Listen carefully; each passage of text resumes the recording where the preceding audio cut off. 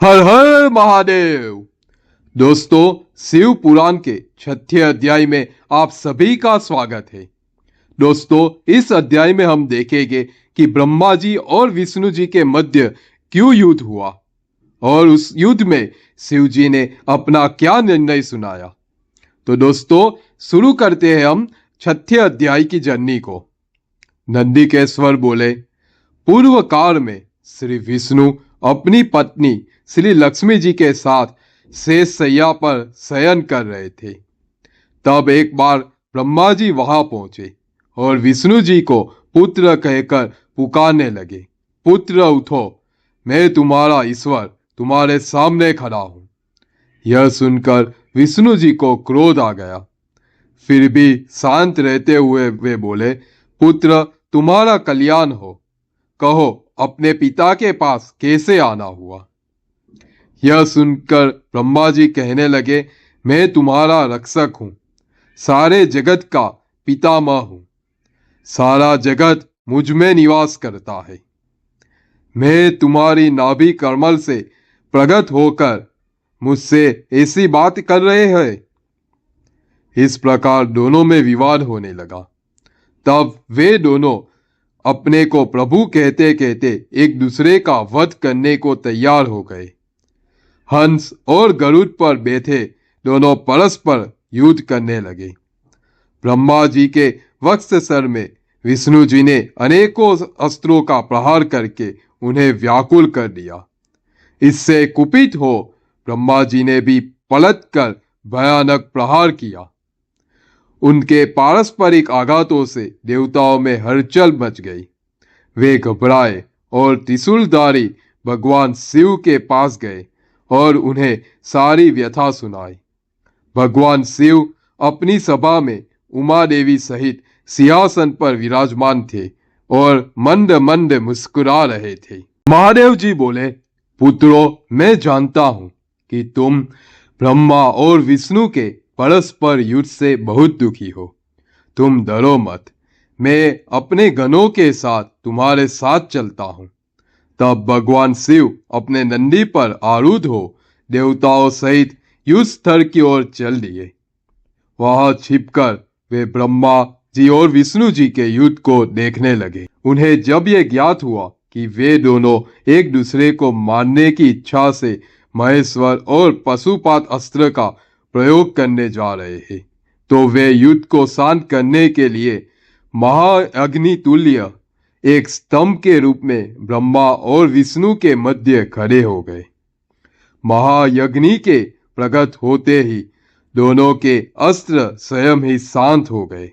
अस्त्रों को शांत होते देखकर ब्रह्मा जी और विष्णु जी दोनों कहने लगे कि इस अग्नि स्वरूप स्तंभ के बारे में हमें जानकारी करनी चाहिए।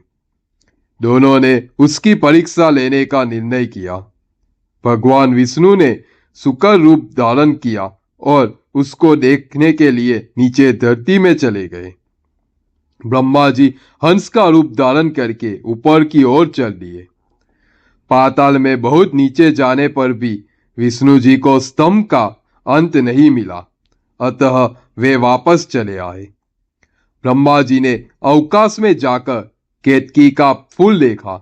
वे उस फूल को लेकर विष्णु जी के पास गए। विष्णु जी ने उन्हें चरण पकड़ लिए। ब्रह्मा जी के छल को देखकर भगवान शिव प्रकट हुए।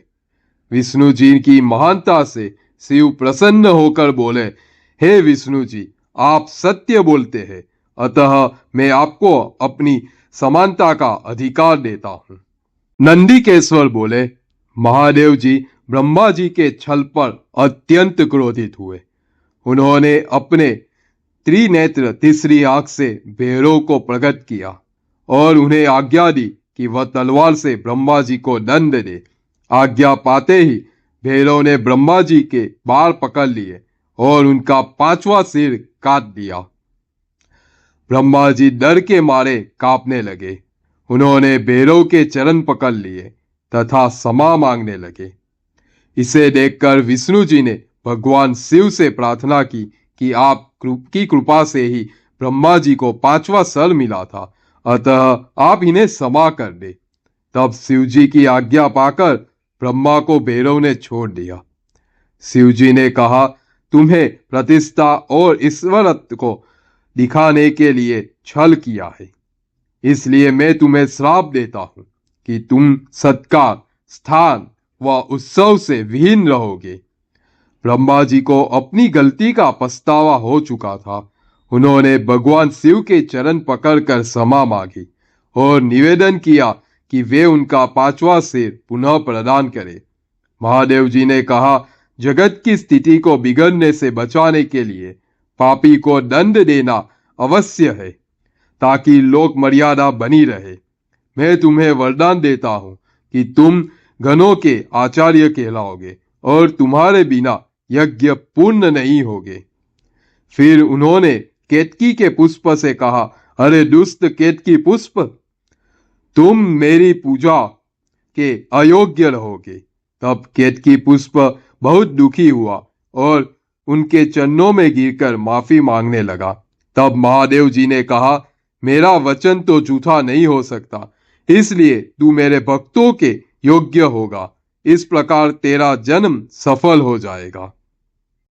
दोस्तों, हमने ये वीडियो में देखा कि किस तरह से भगवान शिव ने ब्रह्मा जी के अभिमान को भंग किया। साथ में हमने ये भी देखा कि विष्णु जी की सत्यता को किस तरह से भगवान शिव ने पुरस्कारित किया।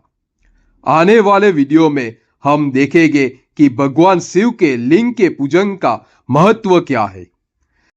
तो हमारे साथ बने रहिए और शिव पुराण से ज्ञान को अर्जित करते रहिए। और अगर आपको हमारा वीडियो पसंद आए तो इसे लाइक करें, शेयर करें और हमारे चैनल को सब्सक्राइब करें। हर हर महादेव।